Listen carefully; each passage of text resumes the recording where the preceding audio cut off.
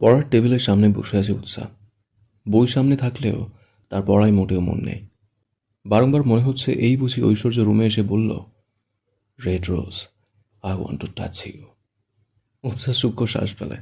অদ্ভুত মানুষ একটা, কী সব বলে, আজে বাজে কথা বলে সবসময়। এসব কি আশ্চর্য।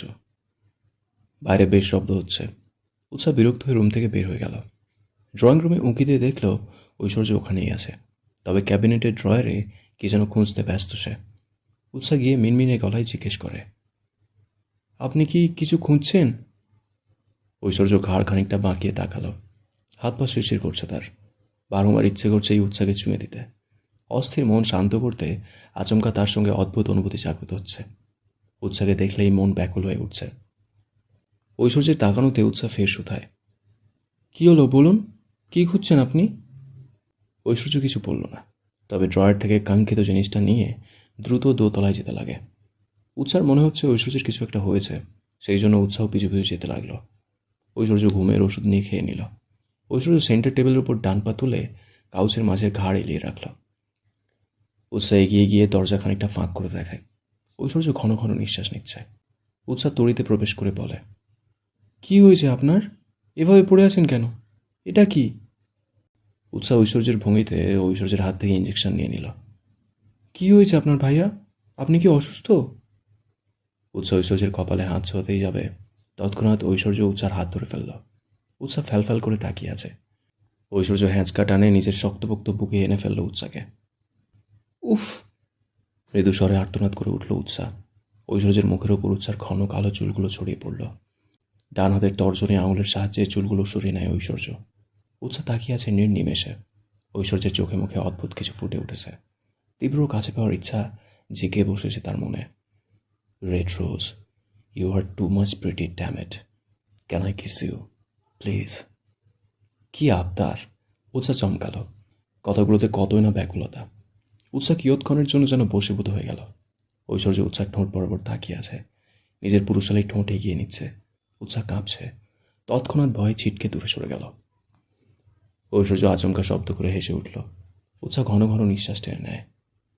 রেড রোজ, তোমাকে দেখলেই কাছে নিতে ইচ্ছে করে। উৎসাহ অধর কিঞ্চিত ফাঁক করে ড্যাব ড্যাব করে তাকায়। ছি ছি, আপনি এত খারাপ! আমি থাকবো না আপনার সঙ্গে, আজকেই আমি চলে। উৎসাহ পুরো কথাটা সম্পূর্ণ করতে পারল না। তার পূর্বেই ঐশ্বর্য এসে ওর মুখ চেপে ধরে ভয়ঙ্কর কণ্ঠে বলল, আর একবার যদি বলো চলে যাবার কথা, trust me, I will kill you, red rose. উৎসাহ যেন নিঃশ্বাস নিতেই ভুলে গেছে। ঐশ্বর্যের আচরণগুলো খুব অদ্ভুত। ঐশ্বর্য উৎসাহকে ছেড়ে দিল।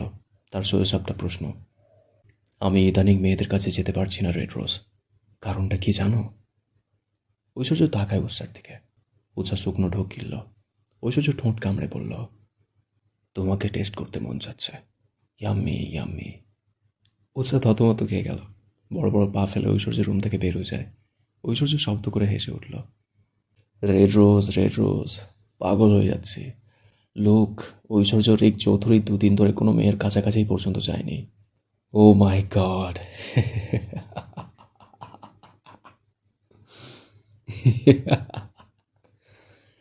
ঐশ্বর্যের হাসিতে পুরো রুম ছড়িয়ে পড়ল। ঐশ্বর্যের হাসি পুরো রুমে ছড়িয়ে পড়ল। বুঝতে পারছি না তোমার বড় ছেলে এখানে কেন এসেছিল? আফসানা পাটোয়ারি। আফসানা পাটোয়ারি রুমে ঢুকে এই কথা জিজ্ঞেস করে শহীদকে।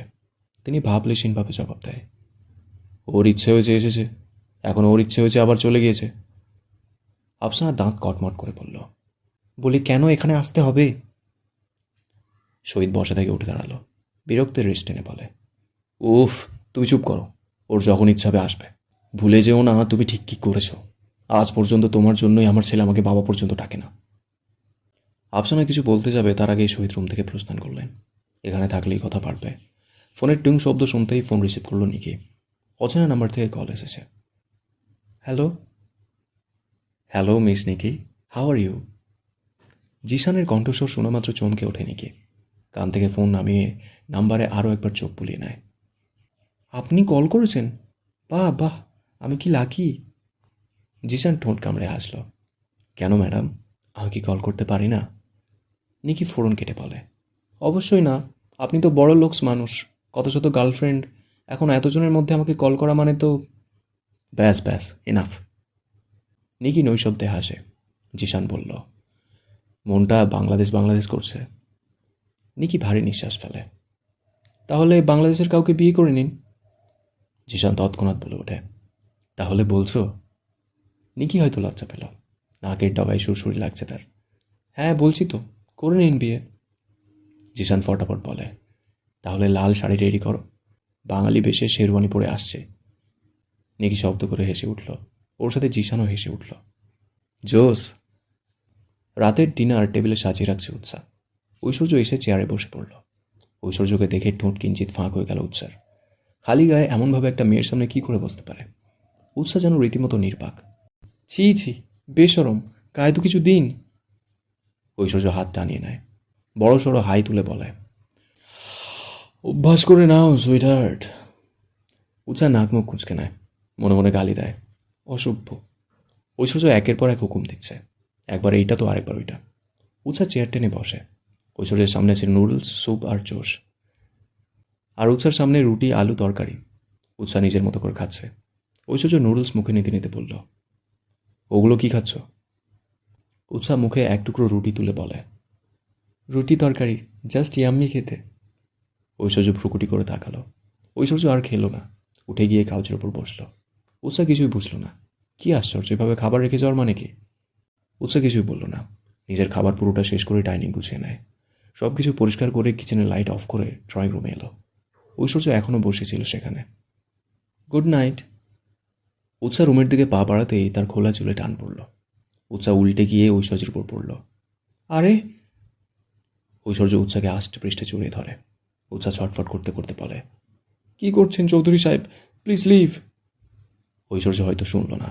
সে ঘোর লাগা কণ্ঠে বলে, খাবারের থেকেও তুমি বেশি টেস্টি, তোমার ইয়ামি ইয়ামি।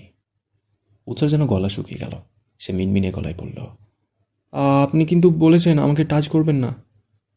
ঐশ্বর্য উৎসাকে উল্টো ঘুরিয়ে কাউচের উপর ফেলে দেয়। ওর উপর ঝুঁকে পড়ে। লিভ ইন রিলেশনশিপে কি কি হয় জানো? উৎসা মাথা নুয়ে নেয়। ঐশ্বর্য ব্যাড বয়, একদম ভালো না, সেটা উৎসা জানে। লিভ ইনে কি কি হয় জানো না তো? ডোন্ট ওয়ারি, আমি শিখিয়ে দেব। ঐশ্বর্য শেষের কথাটা বলে চোখ টেপে। উৎসা ভয়ে গুটিয়ে নিল নিজেকে। আপনি কি? এরপর উৎসা আর কিছু বলল না। ঐশ্বর্য ইতিমধ্যেই উৎসার গালে শীতলধর ছুঁয়ে দেয়। আচমকা এমন তোর স্পর্শে কেঁপে উঠল Utsa. Don't do this. Utsa অশান্ত কণ্ঠে বলে। ঐশ্বর্য সেই একই কণ্ঠে বলে, আই কান্ট কন্ট্রোল। ঐশ্বর্য উন্মাদ হলো। তার বেসামাল স্পর্শগুলো উৎসাকে অদ্ভুত অনুভূতি জাগ্রত করতে বাধ্য করছে। উৎসা ভয়ে সর্বশক্তি দিয়ে ঐশ্বর্যকে ধাক্কা দিয়ে নিজের থেকে সরিয়ে দিল। ঐশ্বর্য অধর বাঁকিয়ে হাসল। উৎসা যেন হাঁপ ছেড়ে বাঁচল। আপনি এমন কেন? এতই যদি অন্য কিছুর ইচ্ছে থাকে তাহলে বিয়ে করে নিন।